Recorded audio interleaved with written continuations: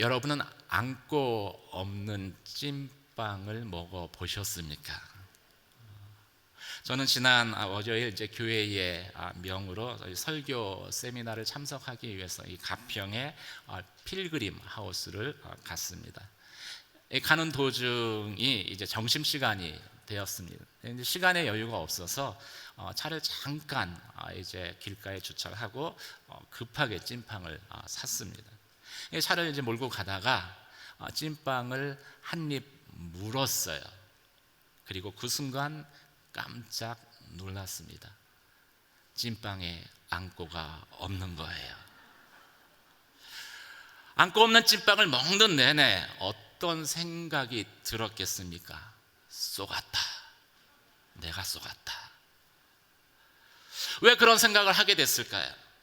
이 찐빵 하면은 당연히 그 안에 안고가 있는 것으로 기대하고 있었기 때문에 안고가 없다는 사실을 확인하는 그 순간 속았다라는 생각이 떠나가지 않았던 것입니다. 세상 사람들이 성도를 보고 교회를 볼 때도 이와 같다라고 생각을 합니다. 예수를 통해 구원받은 자에게 기대했었던 모습이 나타나지 않는다면은 그들은 우리를 향해서 속였다라고 생각할 것이기 때문입니다. 본문은 복음을 통해서 구원받은 자로서의 합당한 삶에 대해서 영적 예배를 드리라라고 말씀하고 있습니다. 영적 예배라는 것은 우리의 몸을 산 제물로 드리는 예배를 의미합니다. 만약 우리가 드리는 그 예배에서 산 제물이 나타나지 않는다면, 보이지 않는다면 사람들은 우리를 보고 안고 없는 찐빵처럼 볼 것입니다. 속였다라고 말할 것입니다. 우리가 가짜든지 아니면 우리가 믿는 복음이 가짜든지 둘 중 하나라고 주장할 것입니다.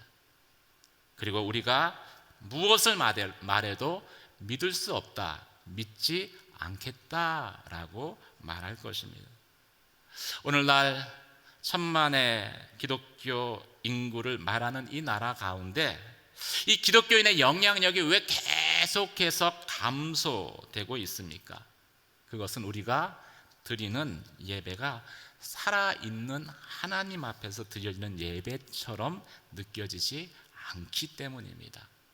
마치 하나님이 죽은 자처럼 우리가 예배하고 있기 때문일 것입니다. 그렇다면 복음을 통해서 구원받은 우리가 드리는 예배, 그 예배는 어떤 모습이어야 되겠습니까? 오늘 본문은 첫 번째로 우리 몸을 산 제물로 드리는 예배여야 한다라고 말씀하고 있습니다. 1절과 2절 말씀을 함께 읽도록 하겠습니다. 함께 읽겠습니다. 시작. 그러므로 형제들이여 내가 하나님의 자비하심으로 여러분에게 권합니다. 여러분의 몸을 하나님께서 기뻐하시는 거룩한 산 제물로 드리십시오. 이것이 여러분이 드릴 영적 예배입니다. 여러분은 이 세대를 본받지 말고 오직 마음을 새롭게 함으로 변화를 받아 하나님의 선하시고 기뻐하시고 온전하신 뜻이 무엇인지 분별하도록 하십시오. 로마서는 12장부터 복음을 통해 구원받은 성도들이 어떻게 살아야 하는지에 대해서 말씀하고 있습니다. 그리고 이 12장을 시작하면서 1절에서 그러므로 형제들이여, 이 형제들이라는 호칭을 사용하고 있습니다. 구원받은 자에게 하는 권면의 말씀이기 때문입니다. 그렇다면 12장 이전에 11장에서 11장까지 이 로마서에서 언급하고 있는 내용은 무엇이겠습니까? 실패 없는 구원의 역사에 대해서 언급하고 있습니다. 로마서 1장에서 3장은 구원이 필요한 이유에 대해서 모든 사람이 죄를 범해서 하나님의 심판, 지옥에 가게 되었다라고 말씀을 하고 있습니다. 또 4장과 5장에서는 이 구원의 방법으로 심판받아야 할 우리에게 예수를 믿음으로 구원받는 복음이 제시된 것을 말씀하고 있습니다. 그리고 7장과 8장에 걸쳐서 이 구원의 복에 대해서, 구원받은 자의 복에 대해서 이 믿음으로 구원받은 사람들은 과거의 죄와 사망의 법에서 해방되었고 생명의 성령의 법의 인도하심을 받게 되었다라고 말씀하고 있습니다. 9장과 11장은 이 믿음으로 얻게 되는 이 구원은 이스라엘 민족에게도 그대로 적용되었다라고 말하며 역사를 통해서 그 구원이 어떻게 실천되었는지를 증거하고 있습니다. 이스라엘의 거절로 인해서 복음이 이방인에게 전해져 이방인의 구원이 시작되었습니다. 그리고 이 구원받은 이방인의 숫자가 채워지게 되죠. 그 다음 단계는 이방인의 구원으로 이스라엘 민족이 시기함이 일어나서 하나님께 돌아오는 것입니다. 그리고 하나님께서는 그 이스라엘의 회복을 통해서 이스라엘의 실패를 통해서 이방인의 충만한 구원을 이루셨던 것들보다도 더 놀라운 모든 이방 민족이 구원받는 원대한 하나님의 구원을 성취할 것이다 라고 말씀하고 있습니다. 그래서 로마서 1장에서 11장의 결론은 하나님의 구원은 결코 실패하지 않는다라는 것입니다. 그리고 나의 구원은 하나님의 원대한 구원을 이루는 통로가 된다라는 것이죠. 사랑하는 성도 여러분, 하나님이 여러분을 구원한 것은 실패도 아니고 실수도 아닙니다. 그것을 항상 확신하는 저와 여러분 되시길 주님의 이름으로 축원합니다.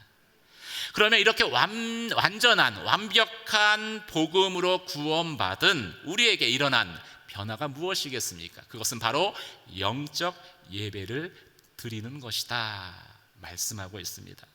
이 영적 예배는 어떤 것입니까? 내 몸을 산 제물로 드리는 예배입니다. 근데 이 영적이라는 의미가 신령하다는 의미가 아니라 원문을 보면은 합당한, 마땅한이라는 의미를 가지고 있습니다. 이 말은 완벽한 복음으로 구원받은 자에게 드려야 하는 합당한 예배의 모습이 바로 내가 산 제물이 되어지는 삶의 예배인 것을 말씀하고 있는 것입니다. 그런데 우리가 예배한다고 하면서 내 몸이 산 제물 되지 않는 그런 예배를 드린다면은 예배의 모습은 형태는 갖추고 있는데 내가 제물되지 않음으로 인해서 복음의 영광이 드러나지 않는 그런 예배를 드린다라면은 사람들은 우리를 향해서 무엇이라고 말하겠습니까? 우리의 예배는 여러분들이 이 예배당에서 주일 일부 예배를 드리고 끝나는 것이 아닙니다. 바로 예배당에서 예배를 드리고 나가는 그 순간부터 다시 영적 예배가 시작되는 것이죠. 사랑하는 성도 여러분, 여러분은 여러분의 몸을 산 제물로 드리고 있습니까? 여러분의 입술로 고독하고 외로운 이들을 격려하고 위로하는 말을 하고 계십니까? 또 여러분 주위에 슬픔에 잠긴 사람들의 이야기를 들어주고 함께 슬퍼하고 공감해 주고 있습니까? 그렇다면 여러분의 입과 귀가 산 제물로 드려진 것입니다. 또 여러분의 손이 하나님의 손이 되어 연약하고 무력해진 사람들의 손을 잡아 일으켜 세워주고 있다면 그 손이 산 제물이 되어지는 것이고 여러분이 하나님께 예배하는 것입니다. 여러분의 손으로 엔젤트리의 사연 종이를 집습니다. 그리고 그 사연에 적힌 선물을 그 손으로 삽니다. 열심히 사랑의 글을 손편지로 써서 그 선물을 하나님의 사랑이 필요한 누군가에게 보낸다라면은 여러분의 그 손이 산 제물이 되는 것이지요. 여러분의 발이 하나님이 가라는 곳을 향해 가고 있다면은 대학 청년부가 올겨울에 하는 것처럼 산동네 그 도심의 산동네 겨울의 추위로 고통하고 있는 집을 방문해서 그들에게 연탄을 전하고 기름을 전해주고 있다면은, 또 크리스마스 성탄이 다가오는데 복음을 전하기 위해서 그동안 찾지 않았던 사람들을 여러분의 발로 방문하고 있다면, 하나님은 그 발을, 복음을 전하는 아름다운 발로, 하나님 받으시기에 합당한 산 제물로 받으시고 우리를 향하여서 내가 기뻐하는 예배자다라고 말씀해 주실 것입니다.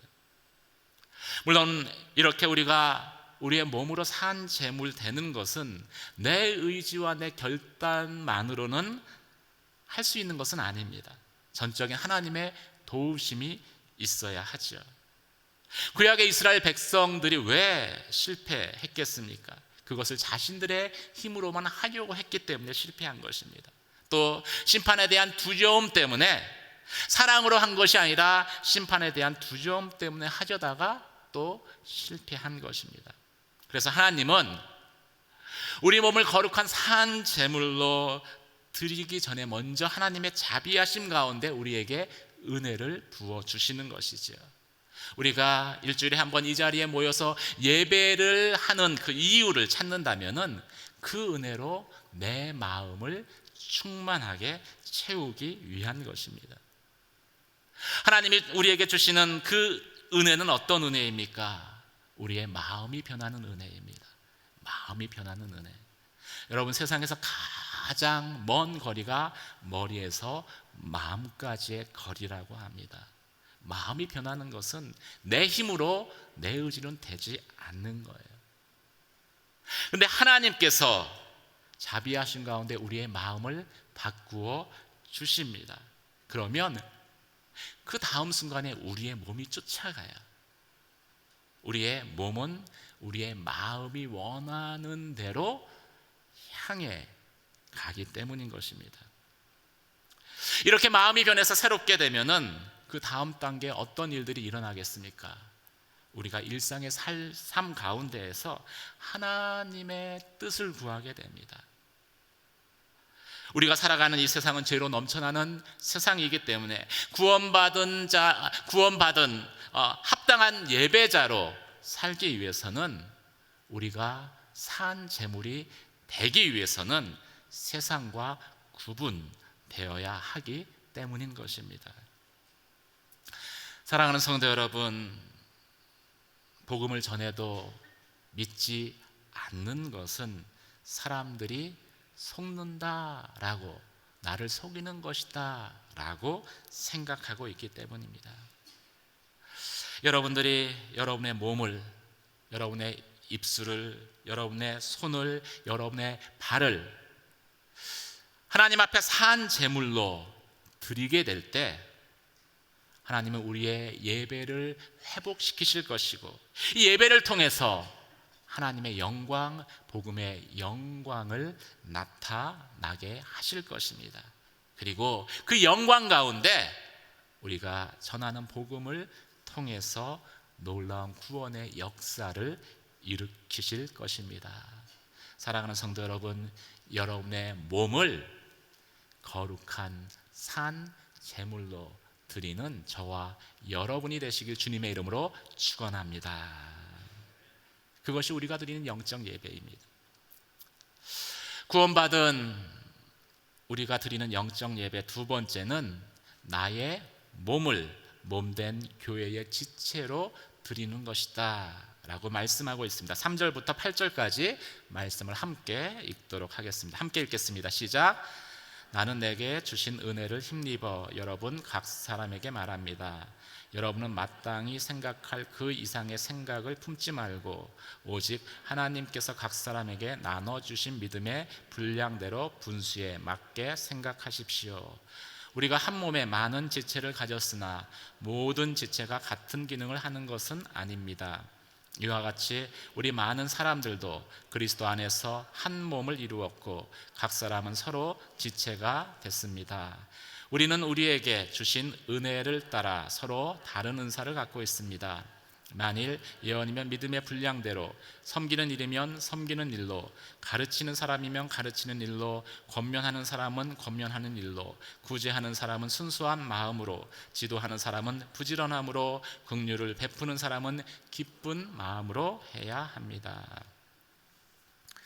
복음으로 구원받은 우리의 모든 행위는 삶의 예배이고, 그 예배는 하나님의 은혜로부터 시작되는 것입니다.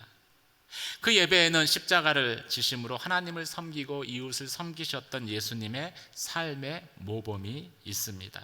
그리고 그 예배의 핵심에는 하나님의 뜻을 이루고자 하는 예수님의 순종이 있습니다. 따라서 그리스도인의 삶의 예배의 목적은 내 뜻이 아니라 하나님의 뜻을 이루는 데 있는 것이죠. 오늘 본문은 하나님의 뜻, 구원받은 우리를 향한 하나님의 뜻이 각자가 믿음의 분량대로 생각하고 몸된 교회의 지체가 되는 것이다 라고 말씀하고 있습니다. 먼저 3절에서 마땅히 생각할 그 이상의 것들을 생각하지 말라라고 권면합니다. 이 말은 무엇을 의미할까요? 대부분의 사람들, 대다수의 사람들은 자신에 대해서 관대하고 과대평가한다라는 것이죠. 반면에 타인에 대해서는 매우 인색합니다. 그래서 자신이 생각할 그 이상을 생각하고 말하게 되고, 이것이 몸된 교회를 어렵게 하고 깨트리게 되는 것이죠. 저와 여러분은 하나님의 은혜로 구원받은 사람들입니다. 하지만 이것이 우리가 하나님처럼 완벽해진 것을 의미하는 것은 아닙니다. 성도라고 해서 완벽하지 않다는 것이죠. 하나님은 어느 한 사람도 완벽하게 지으시지 않았습니다. 성경은 남자와 여자가 연합해 둘이 한 몸이 되었다라고 밝히고 있습니다. 이 말은 연합하기 전에는 각각이 절반, 2분의 1짜리였다라는 것이죠.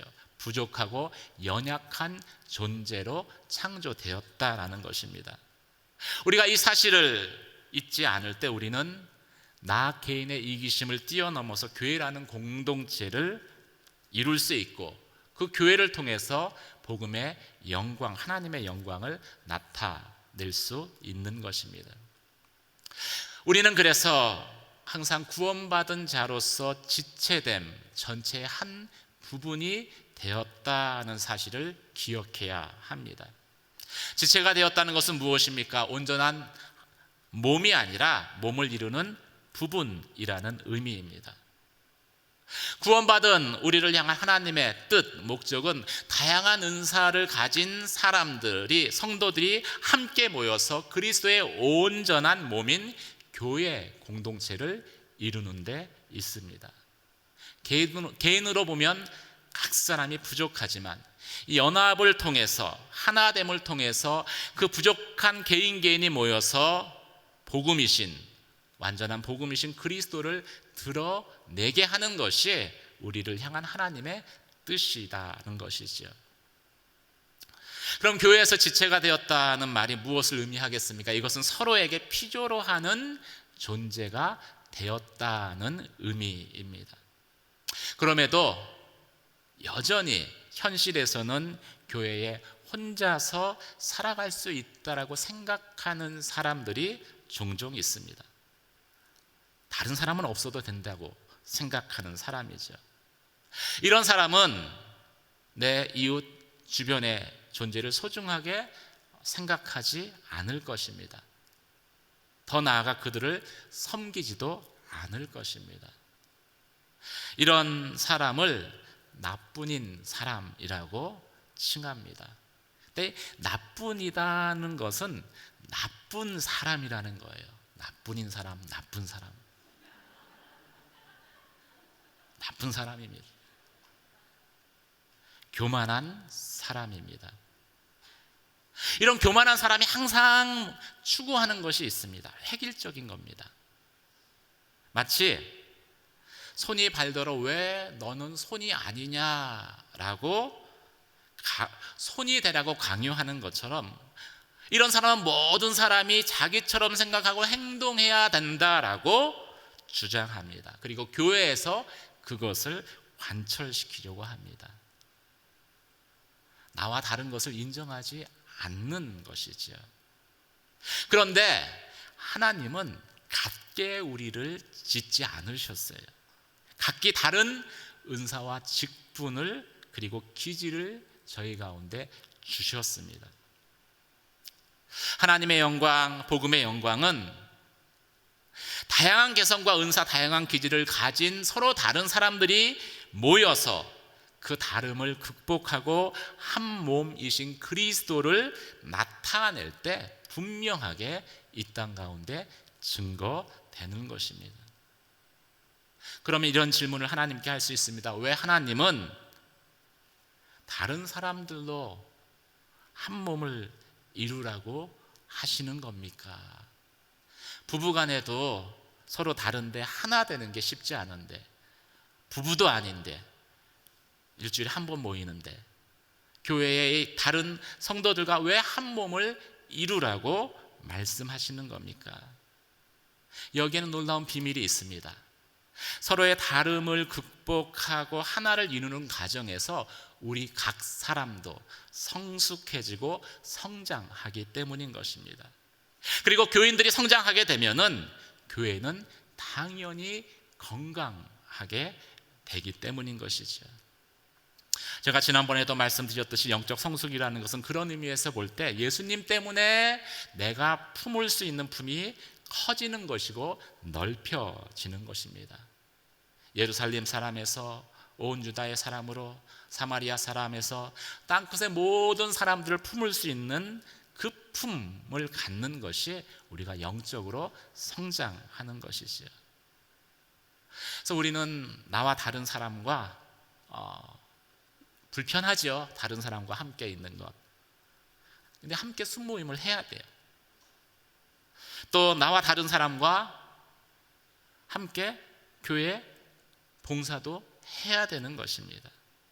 이게 우리를 향한 하나님의 뜻입니다.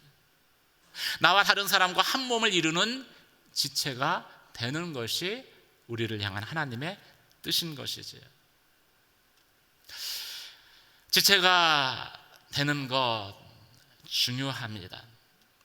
이 지체가 되기 위해서 내가 주신 은사를 발견하고 내가 섬길 수 있는 봉사의 자리, 사역의 자리를 발견하는 것은 그래서 여러분들이 생각하는 것보다 상당히 중요한 영적 의미를 가지고 있습니다. 이 사역의 자리를 발견하고 그 자리에 내가 들어가는 것, 이것이 나도 성장하고 교회도 건강하게 되고, 교회가 건강하게 되기 때문에 내가 또 건강해진 교회를 통해서 더 큰 은혜를 받는 그러한 하나님의 축복의 선순환이 이루어지는 구조이기 때문인 것이죠. 만약 하나님께서 이 일을 내게 주셨다라고 확신이 되면 우리는 그 일을 그래서 계속 해야 하는 것입니다. 어떤 분들은 이런 말씀을 하세요. 그런데 목사님, 제가 제 은사가 뭔지, 그래서 제 자리가, 섬김의 자리가 뭔지 제가 잘 모르겠어요. 그래서 섬기지 못하는 것입니다. 걱정하지 마십시오. 무조건 섬기면 됩니다. 다양하게 섬기다 보면은 자연스럽게 내 은사에 맞는 자리를 발견하게 되기 때문입니다. 한 번에 내 은사, 자신의 은사를 발견하는 사람은 제가 23년을 목사로 섬겨봤는데 많지 않더라고요. 저 자신 봐도 그래요. 그래서 중요한 것은 무엇입니까? 몸의 지체로 나를 고백하고 섬김의 발을 떼는 것이, 섬김의 자리에 서는 것이, 그것이 가장 중요한 포인트가 되는 것이죠. 그렇게 섬기다 보면은 섬기면서 성령 충만을 경험합니다. 몸을 통해 주시는 하나님의 은혜를 경험합니다. 기뻐요. 몸은 피곤할 수 있죠. 그런데 마음이 기쁩니다. 그럼 그 자리가 하나님이 내가 섬기라고 둔 예비된 나의 자리가 되는 것을, 자리인 것을 우리는 확신하게 되는 것입니다. 그리고 계속해서 섬기는 것, 그 자리에서 계속해서 섬기는 것, 이것도 역시 중요합니다. 계속해서 섬기다 보면요 열매를 볼 수 있기 때문에 그래요. 열매는 잠깐 섬기는 것으로 경험할 수 있는 것이 아니기 때문에 그렇습니다. 그 열매가 하나님 앞에 섰을 때 우리의 상급이 되어지는 거예요. 오래 섬기는 사람들이 흔히 빠지는 생각의 오주가 하나 있습니다. 지치고 힘드니까 그 자리를 떠나면 자연스럽게 내가 회복될 것이다 라는 생각을 하는 것입니다.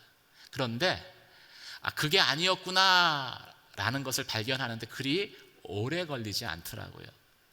그 자리를 떠난 분들을 가끔 만나게 되면은 오히려 그 자리를 떠남으로 인해서 영적으로 침체되고 나태해졌다라고 많이 고백을 하십니다.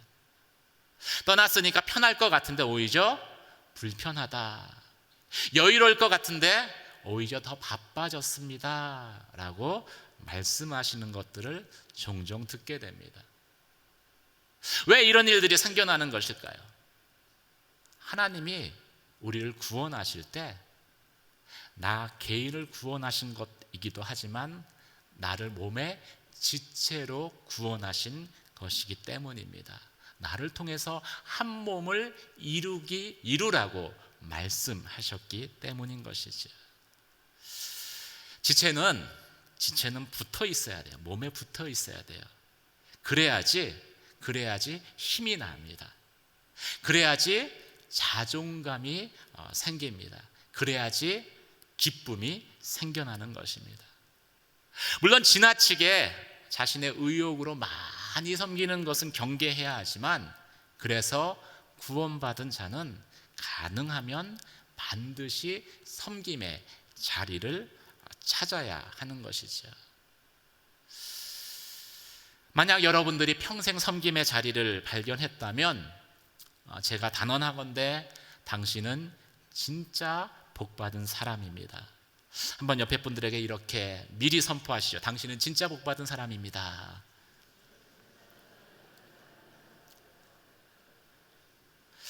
평생 섬김의 자리를 발견했다는 것은 나의 부르심을 발견한 것이기 때문입니다.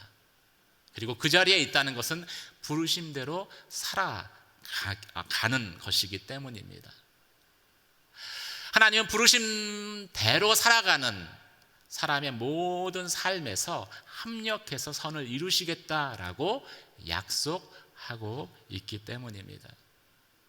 미국의 39대 대통령이었던 지미 카터는 자신의 평생의 부르심이 주일학교 교사라고 고백을 했습니다. 이 대통령직을 맡아서 수행을 했어요. 그런데 이 대통령직을 내려놓자마자 그가 돌아간 곳은 자신의 고향에 있는 마라나타 교회의 주일학교 교사 자리로 돌아갔습니다. 대통령직은 그냥 임시 맡은 것이고 자신의 평생의 부르심은 교사다라고 그는 자신 있게 이야기합니다. 이런 모습을 볼 때 사람들은 감동하고 신뢰하는 것입니다. 세상 사람들이 교회에 기대하는 것이 있습니다. 기대하는 모습이 있습니다. 보기 원하는 모습이 있습니다. 세상과 다른 공동체의 모습을 보기를 원합니다. 세상에서는 다른 것을 틀렸다라고 이야기합니다. 그래서 나와 다른 사람을 비난하고 쫓아내버립니다. 나와 다른 사람을 열등하게 여겨서 힘으로 짓밟고 지배하려고 합니다. 만약 살아계신 하나님을 예배하는 우리들 가운데, 교회 가운데 이런 모습이 보여진다면 세상은 우리를 향해서 가짜다라고 말할 것입니다. 우리가 전한 복음도 가짜고 그래서 믿지 않겠다라고 말할 것입니다. 다른 모습을 보기 원해요. 저는 아시다시피 사랑 챔버를 8년 동안 섬겼습니다.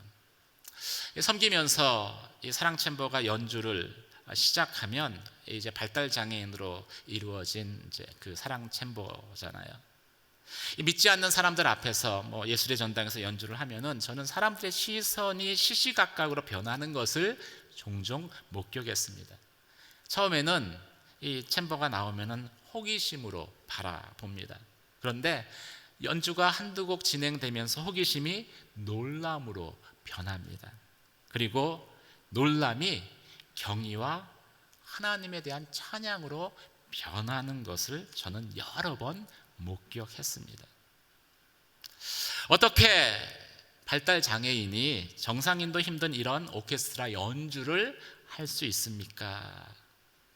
그러다가 사랑 챔버가 오늘의 교회 소속 단체인 것을 밝히면은 그때서야 고개를 끄덕끄덕합니다. 아, 교회였구나. 교회니까 가능했구나라고 공감한 것이죠. 하나님의 역사, 하나님의 영광을 그 안에서 보게 된 것입니다. 그런데 어떻게 이런 일들이 시작될 수 있었겠습니까? 저는 그 시작을 잘 알고 있습니다. 오늘 교회에 발달장애인 아이 하나가 왔어요. 그리고 그 아이를 교사 한 사람이 유심히 살펴보았습니다. 저 아이도 우리처럼 똑같이 하나님을 예배하고 싶지 않을까. 어른 예배에 이렇게 그 방관자처럼 참여하는 그 예배의 모습을 보고서 그런 마음에 도전이 일어났습니다. 그래서 그 아이를 위한 예배를 준비한 것이 사랑부의 시작이 된 것이죠. 또 한 사람이 있었습니다. 그 예배하는 모습을 보고서 저들도 우리처럼 하나님께 악기로 찬양하고 싶지 않을까. 그래서 한 아이를 붙들고 바이올린을 가르치기 시작한 것이 사랑 챔버를 있게 한 것입니다. 이것이 시작될 수 있었던 이유가, 동기가 어디에 있습니까? 그것은 나와 다른 지체를 세상의 눈이 아닌 하나님의 눈으로 똑같은 지체로 여기는 교회였기 때문에 가능한 것입니다. 사람들은 교회 가운데 그런 모습을 보기를 원하고 그 모습을 보았을 때 하나님의 영광, 복음의 영광을 보았다라고 고백하게 될 것입니다. 저는 양지 오늘의 교회가 그런 복음의 영광, 하나님의 영광을 나타내는 그러한 교회가 되기를 주님의 이름으로 축원합니다. 사랑하는 성도 여러분, 우리를 구원하신 것은 우리를 통해서 더 큰 구원을 이루고자 하시는 하나님의 계획이 있기 때문입니다. 우리가 어떻게 하나님의 큰 구원의 통로가 될 수 있겠습니까? 우리 자신을, 우리의 몸을 산 제물로 드리는 예배를 드릴 때 그 일들이 시작될 수 있습니다.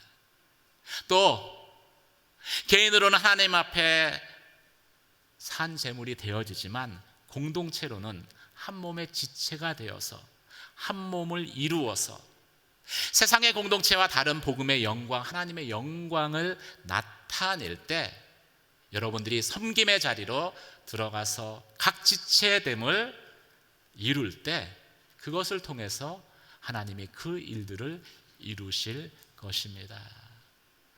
평생의 부르심의 자리를 발견하고 또 그 자리에서 섬기는 가장 축복된 자로 나아가는 저와 여러분이 되시길 주님의 이름으로 축원합니다. 기도하시겠습니다. 오늘 말씀을 생각하며 함께 기도드리길 원합니다. 하나님의 자비하심으로 권하노니 너희 몸을 하나님이 기뻐하시는 거룩한 산 제물로 드리라. 이는 너희의 드릴 영적 예배니라. 마땅히 생각할 그 이상을 생각하지 말고 온몸이 서로 다른 지체로 한 몸을 이루라. 주님께서 저희에게 말씀하셨습니다. 하나님, 저희가 우리의 몸으로 산 제물이 되어지는 예배자로 서게 하여 주시옵소서. 우리의 몸으로 한 몸의 지체가 되어지는 예배자로 서게 하여 주시옵소서. 그것을 통해서 복음의 영광을 나타내는 양지 온누리 교회 되게 하여 주시옵소서. 함께 기도 드리시겠습니다.